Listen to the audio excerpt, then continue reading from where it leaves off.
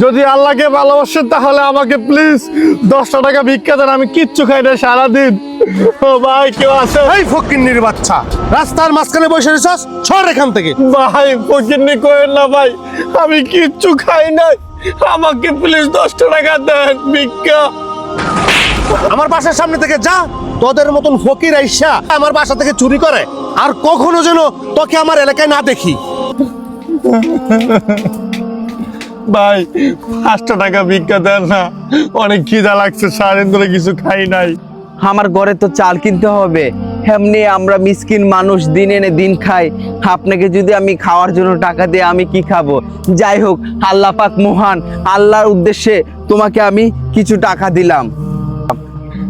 আপনাকে আল্লাহ লাখ লাখ বছর বাঁচায় রাখুক। হে আল্লাহ, তোমার কাছে লাখ লাখ শুক্রিয়া।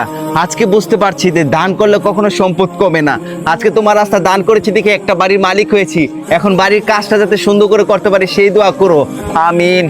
ভিডিওটি ভালো লাগলে চ্যানেলটি সাবস্ক্রাইব করবেন।